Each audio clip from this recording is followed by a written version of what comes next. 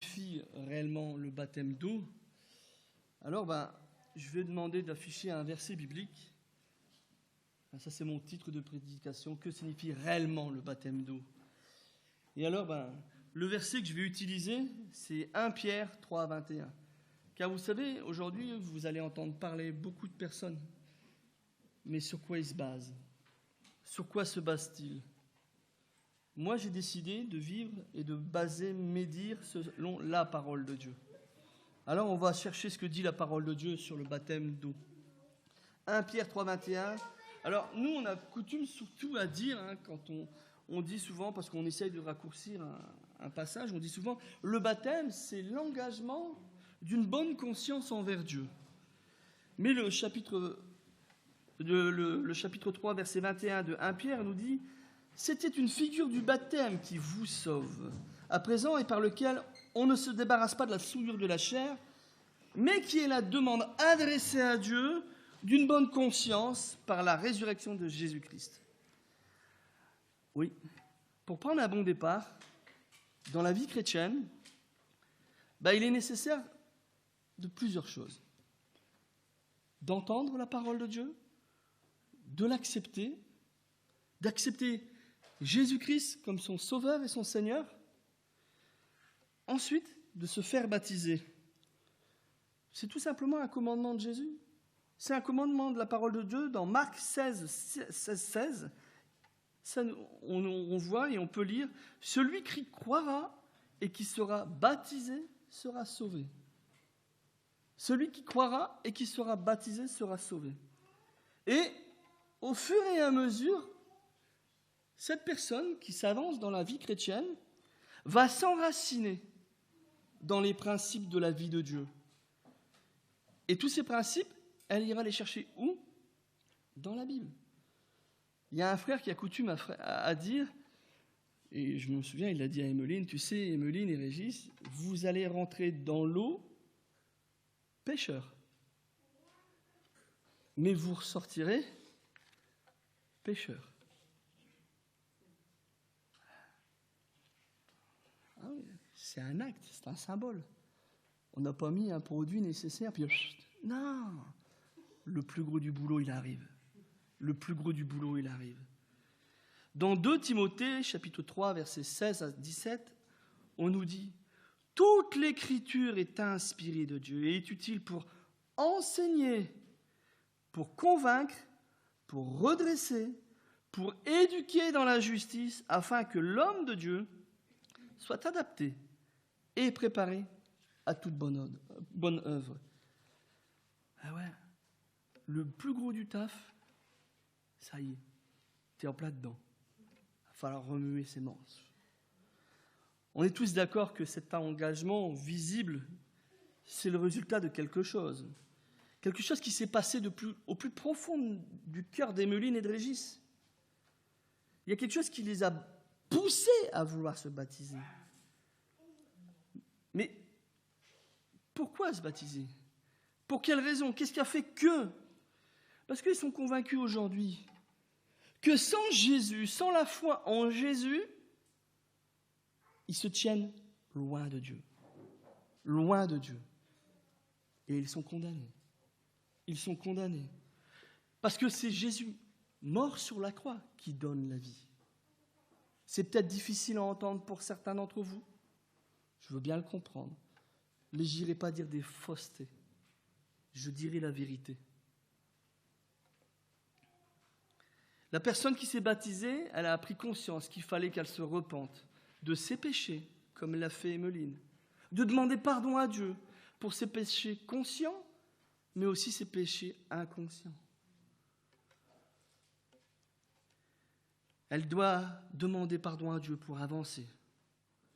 Et une fois tout ce bouleversement qui est fait, quand on demande pardon à Dieu, quand on voit vraiment l'impact que Dieu a dans nos vies, quand le Saint-Esprit vient dans nos vies, ce que nous on appelle, entre guillemets, et c'est même pas entre guillemets, puisque Jésus en parle à Nicodème, la nouvelle naissance. Naître de nouveau. Naître de nouveau. Alors pour certaines personnes qui n'ont pas l'habitude de lire la Bible, j'utilise peut-être, nous on rigole, on appelle ça un patois de Canaan. Mais c'est rien, j'espère que je vais susciter chez vous un intéressement à lire la parole de Dieu, de savoir si je ne vais pas raconter des bobards. Ce n'est pas parce qu'on est derrière une chaire qu'on n'a pas besoin de Dieu, croyez-moi. Donc tout doit être vérifié. Donc voilà ce bouleversement qui a fait que Emeline et Régis... Non, Régis, s'il te plaît, viens en face de moi. Les a amenés à prendre le chemin du baptême. Alors, j'aimerais vous lire un passage biblique qui est cher à mon cœur et surtout cher au cœur de tous les prédicateurs. Car on aimerait tellement que Dieu nous utilise comme celle-là. Parce que c'est la toute première prédication de Pierre. La première prédication de Pierre, 3000 personnes ont donné leur vie à Jésus. 3000 personnes ont donné leur vie à Jésus. Je vous avoue que ça serait peut-être un peu compliqué d'avoir 3000 personnes dans cette salle. Et je ne vous explique pas la cérémonie du baptême de 3000 personnes dans cette église. Bon, peut-être que là, ça vaudrait le coup d'aller à la mer. Hein, on ferait une série à queue leu, puis là, on irait. Ça serait génial. Mais voilà, c'est vraiment pour les prédicateurs. Croyez-moi, la première prédication de Pierre, elle est... Seigneur, s'il te plaît, si tu peux m'utiliser comme lui, ça serait génial. Alors voilà, ça sera peut-être un peu long, mais c'est important de le lire. Dans Acte 2, versets 14 à 36, s'il te plaît. Alors Pierre, debout avec les 11, éleva la voix et s'exprima en ces termes. « Vous, Juifs, et vous tous qui séjournez à Jérusalem, sachez ceci et prêtez l'oreille à mes paroles. Ces gens ne sont pas ivres comme vous le supposez, car c'est la 3e heure du jour. Mais c'est ce qui a été dit par le prophète Joël. Dans les derniers jours, dit Dieu, je répandrai mon esprit sur toute chair. Vos fils et vos filles prophétiseront. Vos jeunes gens auront des visions et vos vieillards auront des songes. Oui, sur mes serviteurs et mes servantes, dans ces jours-là, je répandrai mon esprit et ils prophétiseront. Le soleil se changera en ténèbres et la lune en sang avant que vienne le jour du Seigneur. Ce jour grand et magnifique. Alors quiconque invoquera le nom du Seigneur sera sauvé. Israélites, écoutez ces paroles. Jésus de Nazareth, cet homme approuvé de Dieu devant vous, par les miracles, les prodiges et les signes que Dieu a fait par lui et au milieu de vous. Comme vous le savez vous-même, cet homme livré, selon le dessein arrêté et selon les presciences de Dieu, vous l'avez fait mourir en le clouant à la croix par les mains des impies. Dieu l'a ressuscité en le délivrant des liens de la mort, parce qu'il n'était pas possible qu'il soit retenu par elle. Car David a dit de lui, « Je voyais constamment le Seigneur devant moi, parce qu'il est à ma droite, afin que je ne sois pas ébranlé. Voilà pourquoi mon cœur se réjouit et ma langue est dans l'allégresse, et même ma chair se reposera avec espérance. Car tu n'abandonneras pas mon âme dans le séjour des morts, et tu ne laisseras pas ton sein voir la corruption. Tu m'as fait connaître les chemins de la vie, tu rempliras de bonheur par ta présence. Frères, qu'il me soit permis de vous dire franchement, au sujet du patriarche David, qu'il est mort, qu'il a été enseveli et que sa tombe existe encore parmi nous, jusqu'à ce jour. Comme il était prophète et qu'il savait que Dieu lui avait juré par serment de faire asseoir un de ses descendants sur son trône. Il a prévu par sa parole la résurrection du Christ, qui, en effet, n'a pas été abandonné dans le séjour des morts et dont la chair n'a pas vu la corruption. Ce Jésus, Dieu l'a ressuscité. Nous en sommes tous témoins.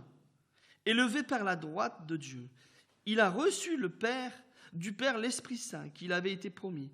Et il l'a répandu comme vous le voyez et l'entendez.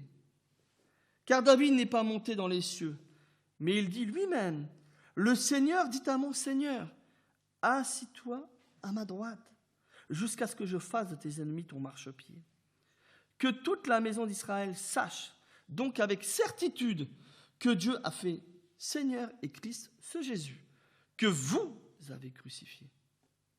Après avoir entendu cela, ils eurent le cœur vivement touché.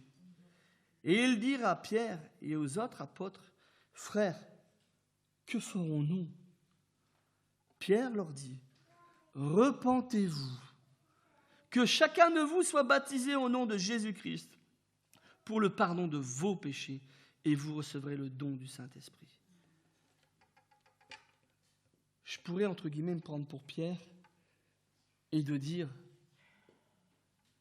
c'est vos péchés, c'est mes péchés qui ont cloué Jésus-Christ sur la croix. Ouais. Quel intérêt pour Dieu de mettre son Fils sur une croix si nos péchés n'étaient pas si abondants et ayant besoin d'être pardonnés?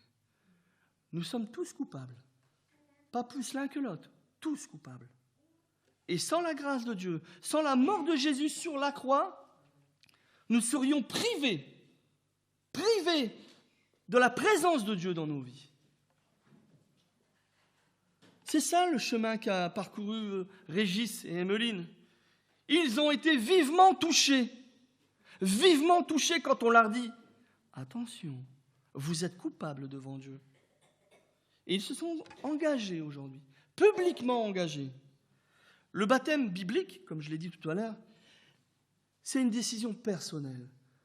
Croyez-moi, c'est ni Jean-Michel, ni Michel qui leur ont dit « On vous oblige à vous baptiser ».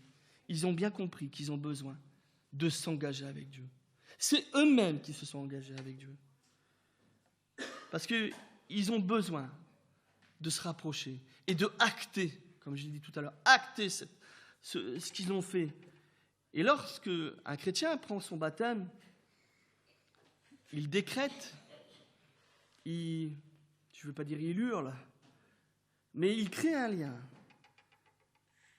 Il crée un lien qui dit « Aujourd'hui, je m'engage à vivre selon Dieu ». Mais il ne le fait pas que devant vous, hein, mais il le fait aussi devant toutes les créatures visibles et invisibles, devant tous. Même le diable aujourd'hui est au courant de ton engagement, Régis et Emmeline. Même le diable. C'est acté, c'est fait. Tu as pris position en Christ. Alors vous allez me dire, mais qu'est-ce que ça signifie? Qu'est-ce que ça implique?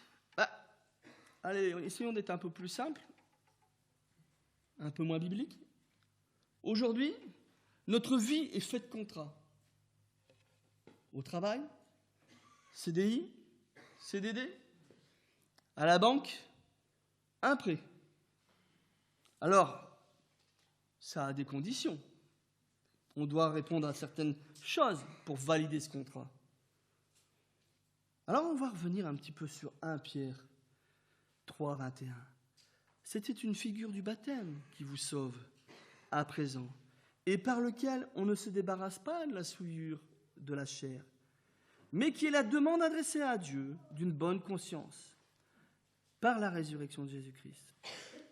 Ouais. Comme je l'ai dit tout à l'heure, vous êtes rentrés dans l'eau, pécheurs, vous ressortez dans l'eau, pécheurs. Tout le travail vient maintenant. Tout le travail vient maintenant. Vous vous êtes engagés à vivre une vie en bonne conscience envers Dieu. Et croyez-moi, ça va être de longue haleine. Aujourd'hui, j'ai 49 ans, dans pas longtemps. J'ai donné ma vie à Jésus. On avait 21 ans. J'y travaille encore. J'y travaille encore. Ouais, le baptisé, il s'est engagé avec Jésus. Il lui a fait une promesse. Il faut tenir ses promesses. C'est pas bien quand on ne tient pas de ses promesses. Il faut avancer. Mais est-ce que vous vous rendez compte de la joie que vous occasionnez? Vous êtes en réalité des organisateurs de fêtes. Ouais. Ça s'est peut-être pas trop vu ici tout à l'heure. Mais là-haut, c'est la fête. Là-haut, c'est la fête. Il y a des myriades et des myriades d'anges qui font la fête. Et il ne faut pas minimiser ça. Hein. Il y a des myriades d'anges qui font la fête. Le Seigneur y est heureux. Et le Père y est heureux. C'est la boumba là-bas. C'est la boumba. Parce que 2 nouvelles âmes se sont engagées pour Christ. 2 nouvelles âmes. Toutes les créatures célestes sont heureux. et heureuse. Alors le baptême, c'est pas simplement que de reconnaître que Jésus est mort pour vos péchés, ou même de demander pardon et d'accepter le pardon. C'est déjà super de l'avoir fait, mais c'est pas simplement que ça, prendre son baptême. Comme j'ai dit, le baptême, c'est une promesse à Dieu, et nous promettons à Dieu que nous marcherons selon ses voies, par la résurrection de Christ, selon ses voies. Alors Romains 6, 3, 5 nous dit « Ignorez-vous que nous tous qui avons été baptisés en Jésus-Christ, c'est en sa mort que nous avons été baptisés. Nous avons été donc ensevelis avec lui par la mort, par le baptême, afin que comme Christ est ressuscité d'entre les morts par la gloire du Père, de même nous aussi nous marchons en nouveauté de vie, en nouveauté de vie. En effet, si nous sommes devenus une nouvelle plante avec lui par la conformité à sa mort, nous le serons aussi par la conformité à sa résurrection. » Vous avez vu quand je vous ai mis dans l'eau, c'est symbolique, comme je disais, c'est symbolique. Qu'est-ce qui se passerait si je les laisserais un peu plus que 10 secondes dans l'eau? On se noierait. Mais après, on ressort, c'est la vie. Il y a tout un message, il y a tout un enseignement par rapport au baptême. Mais vous êtes morts en Christ, dans le baptême. Et vous êtes nés de nouveau, nés en Christ, en sortant de l'eau. Par le baptême, par cet engagement, on se met aussi dans une situation où il faudra prendre des décisions. Des décisions. Puisque c'est un contrat entre Dieu et nous, ne vous en faites pas pour la part de Dieu, il va la remplir. Mais vous aussi, vous avez votre part à faire. Luc 9, 24 nous dit « Car celui qui voudra sauver sa vie la perdra. Mais celui qui perdra sa vie à cause de son amour pour moi la sauvera. » Jude 1,3 nous recommande, nous exhorte même à combattre par la foi qui a été donnée une fois pour toutes aux saints. Faire confiance, avoir une confiance inébranlable en l'Évangile. Inébranlable en l'Évangile. Vous savez, allez, on pourrait dire, tout ce que dit Michel ne sort pas de la bouche de l'Évangile. On est bien d'accord là-dessus. Tout ce que moi je dis, ça ne sort pas de l'Évangile. Mais il y a une chose que vous pouvez dire et confirmer. C'est tout ce que Dieu veut vous dire, c'est dans sa parole. C'est dans sa parole. Et s'il y en a un à écouter, un seul à écouter, c'est Dieu à travers sa parole. Quand Michel dit des bêtises, vous avez vu comment je me suis retenu quand Michel dit des bêtises, il ne faut pas l'écouter. Il faut écouter la parole de Dieu, avant toute chose. C'est la parole de Dieu qu'on écoute, ce n'est pas les hommes. Si, il y a des conseils, mais quand vous voyez que ça ne sent pas bon, là, méfiez-vous, vérifiez dans la parole de Dieu. Ça s'appelle de la sagesse. 1 Pierre 2,4 nous dit « Approchez-vous de lui, il est la pierre vivante rejetée par les hommes. » Alors, si je vous dis ça, c'est qu'on doit s'attendre à payer le prix. Il y a un prix à payer. Si lui, il a été rejeté par les hommes, lui, Jésus, qui a été rejeté par les hommes, est-ce que vous croyez que vous allez être plus grand que le Maître? Vous aussi, vous serez rejeté. Vous aussi, vous allez y passer. Par le baptême, on prend position. Il y a des positions nettes à prendre pour honorer et élever Dieu dans notre vie, par notre conduite. Il y aura des choses à faire. 2 Timothée 2,19 nous dit « Quiconque invoque le nom du Seigneur, qu'il s'éloigne de l'iniquité. » Qu'il s'éloigne de l'iniquité. 2 Timothée 2,22 nous dit « Fuis aussi les passions de la jeunesse. » Et vous êtes tout jeune. Fuis les passions de la jeunesse et recherche la justice, la foi, la charité et la paix avec ceux qui invoquent le Seigneur d'un cœur pur. Regarde avec qui tu parles. Dis-moi avec qui tu causes. Je te dirai qui tu vas devenir. dis-moi qui t'écoute. Je vais te dire ce que tu vas devenir. Cette position vous entraînera forcément à faire des choix difficiles. Moi, je me souviens, quand je me suis converti, quand on s'est baptisé, moi, mes potes, c'était des drogués. Il est arrivé un moment, il a fallu prendre position. Parce que si j'aurais resté avec eux, faut pas tenter, hein. Faut pas rêver. Comme on dit, il ne faut pas être plus royaliste que le roi. Il y a des choses à s'écarter. Et quand on prend position pour Dieu, croyez-moi que Dieu prend position pour nous. Croyez-moi. Vous allez devoir vous mettre à l'écart. Alors quand je dis mettre à l'écart, attention, hein. Je ne dis pas de ne plus aimer les gens. Bien au contraire, apprenez à les aimer. Aimez-les, priez pour eux. Mais de faire attention à ce qu'ils font. De faire attention où ils marchent. De façon à ne pas glisser avec eux. Je n'ai pas dit de rejeter. Vous savez, excusez-moi, on n'est pas chez les témoins de Jéhovah ici. Jamais je vous interdirai d'aller voir quelqu'un ou quoi, de vous éloigner de telle et telle famille. Loin de là. Aimez-les. Et que par votre témoignage, ils voient que vous avez changé. Qu'ils voient que... Oh, il y a quelque chose de nouveau chez Régis et Emeline, là. Ben ouais. C'est au travers l'amour que vous avez les uns pour les autres qu'ils verront que vous êtes mes disciples. Il doit y avoir quelque chose de nouveau. Alors vous aurez à faire ça. Mais il y aura aussi des actes qu'il faudra changer. Changer. Tout doucement. C'est pas facile. C'est pas facile, je l'ai dit, j'ai 49 ans, j'ai encore plein de choses à changer. Quand je regarde la liste, je dis, c'est un parchemin ou quoi, là? Voilà, il y a beaucoup de choses à changer. Mais on avance, on fait l'effort, on veut s'améliorer. Rien que pour lui. Rien que pour lui. Puis si ça peut être bénéfique pour les autres, c'est mieux. Vous savez, on n'est pas meilleur que les autres. Jean-Michel, est-ce que tu es excellent? Non, c'est pas toi, excuse-moi. Béa, est-ce que Jean-Michel y est excellent? C'est pas... Hein, c'est la belle-mère qui l'a dit. Non, mais voilà. On a tellement de choses à changer. Mais c'est le vouloir qu'il faut. Le vouloir. S'améliorer pour Christ. S'améliorer pour Jésus. Le faire honneur de notre vie pour lui. Lui, il a fait le jeu. Hein, il a joué. Hein. Il a été jusqu'à la fin. Hein. Il aurait pu dire, si c'est pour Jean-Michel et Michel que je reste sur la croix, qu'ils se débrouillent, hein, eux deux. Non, jusqu'à la fin. Jusqu'au dernier coup de marteau sur le clou, il y est resté. Ouais, alors vous aurez aussi des coups de gueule, excusez-moi le terme. Il y aura des coups de gueule.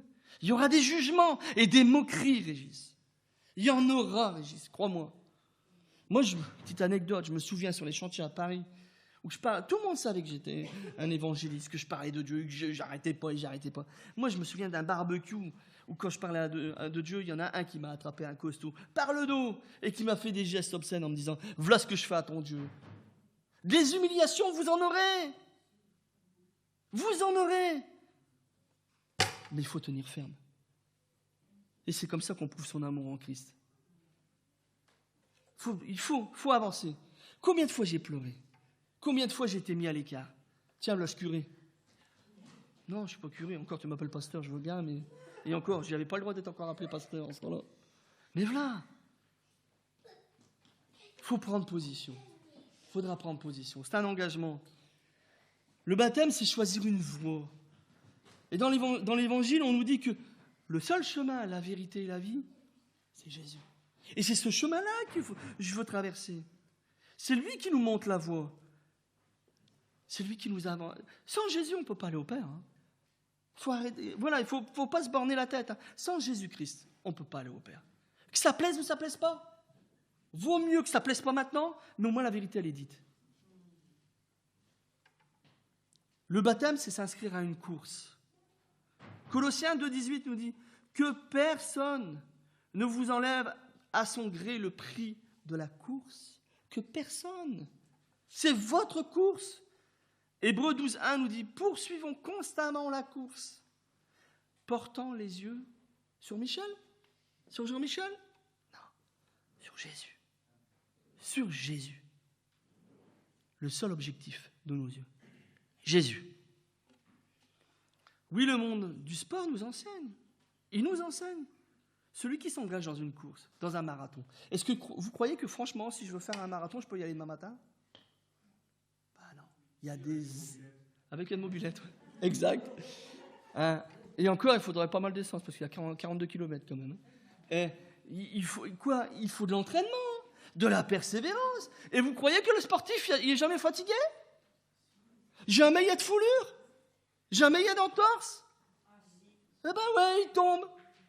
Il s'arrête, il met de la pommade, puis après il reprend. Il s'accroche. Comme j'ai dit à Emeline, on ne devient pas maître avant d'être apprenti. C'est pas possible. Il y a toute une vie de persévérance et de travail. Ouais. Philippiens 3,14 nous dit « Je cours vers le but pour remporter le prix de la vocation céleste de Dieu en Jésus-Christ. » Le baptême nous engage à être comme un soldat dans une armée. Comme un soldat dans une armée. Et en s'engageant avec Dieu, on part en guerre. Oui, Dieu a une armée et on part en guerre contre un ennemi. Et vous savez qui? Le plus grand ennemi que vous avez. C'est nous-mêmes. Nous-mêmes. Mon plus grand ennemi que j'ai, c'est moi-même. C'est moi, le Michel, qui est là au fond, que j'essaye de faire taire, que j'essaye de calmer, que j'essaye d'enseigner, d'exhorter. C'est mon plus grand ennemi. Mais vous savez quoi? Dieu, il nous donne tout ce qu'il faut. Il nous revêt. Il nous équipe pour pouvoir aller à la guerre. Il nous équipe. Avec Dieu, il n'y a pas de surprise, entre guillemets. Il n'y a pas de surprise. Tout est préparé d'avance. Tout est là. Et il suffit simplement d'avancer, de dire, tu vois, Seigneur, aujourd'hui, j'ai besoin de ça. Prends mon fils. Vas-y. C'est déjà prêt pour toi. C'est déjà prêt. Demande et tu recevras.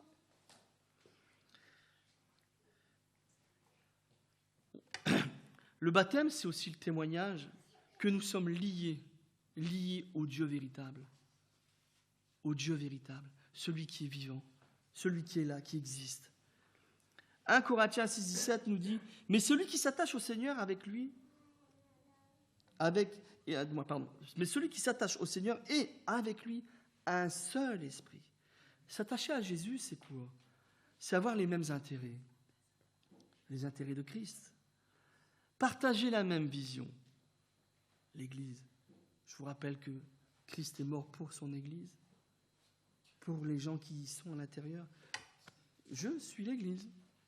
Vous êtes aussi l'Église. On est l'Église. Jésus est mort pour son Église, pour nous. C'est avoir les mêmes amis, ceux qui vont dans la même direction. C'est être attiré par les mêmes désirs. C'est de partager les mêmes sentiments.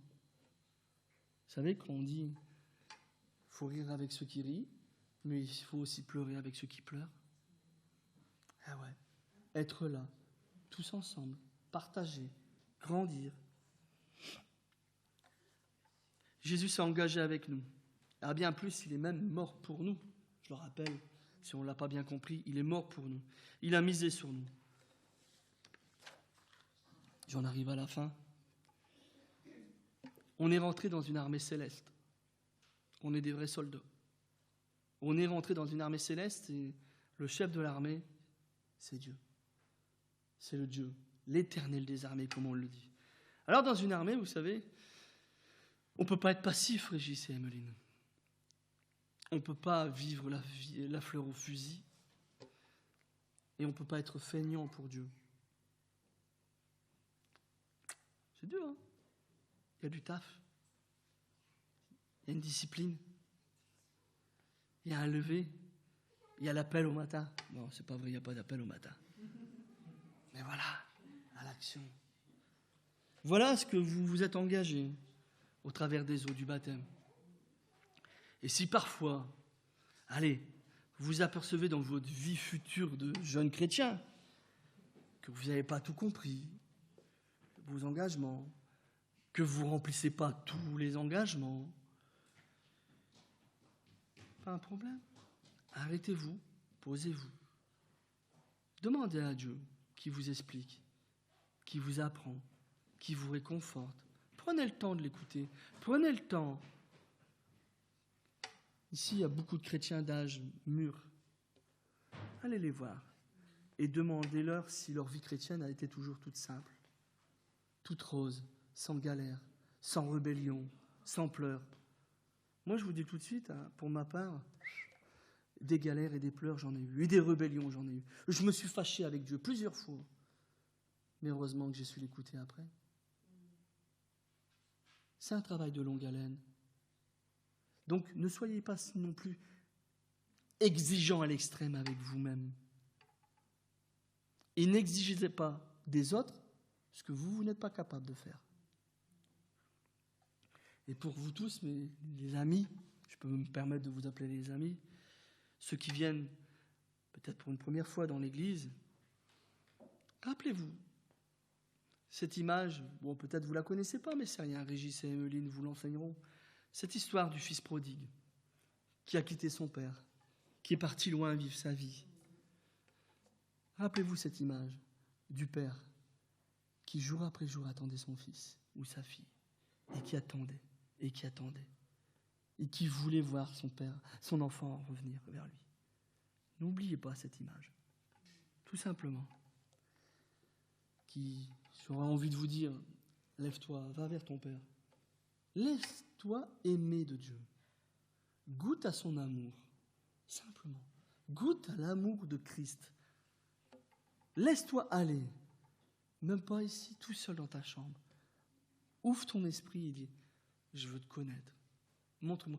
Moi, il y a une prière d'une sœur qui m'a toujours épaté un jour, qui a dit, tu vois, Dieu, je te connais pas et je t'aime pas, étant donné que je te connais pas. Mais je veux bien croire ce que j'ai entendu aujourd'hui. Et je veux bien essayer de te connaître et d'apprendre à être aimé de toi. Aujourd'hui, c'est une sœur en Christ. Vous savez, Dieu ne viendra jamais remplir votre cœur si vous ne lui demandez pas de venir. Il a un tel respect pour nous qu'il ne viendra pas vous bousculer. Tu ne veux pas de lui ? C'est tout, je ne vais pas te forcer. Je ne peux pas te forcer. C'est que notre cœur, il doit s'ouvrir. Alors, je vais finir avec 2 versets que j'aurais pu utiliser pour toute la prédication. Je m'aurais arrêté là, avec ces 2 versets. Mais je voulais vraiment que Régis et Emmeline et les nouveaux baptisés à la mer, Freddy et Tiffany, entendent ce que c'est réellement le baptême. Alors, ces 2 versets, c'est 2 Corinthiens 5, 19, 20. Et c'est vraiment, je priais pour ça cette semaine, c'est vraiment le cri de mon cœur. Vraiment le cri de mon cœur. Car Dieu était en Christ, réconciliant le monde avec lui-même, sans tenir compte aux hommes de leurs fautes, sans tenir compte aux hommes et aux femmes de leurs fautes. Et il a mis en nous la parole de réconciliation. Nous sommes donc des ambassadeurs pour Christ, comme si Dieu exhortait par nous. Nous vous en supplions, au nom de Christ, soyez réconciliés avec Dieu. Soyez réconciliés avec Dieu. Voilà, que Dieu vous bénisse. Amen.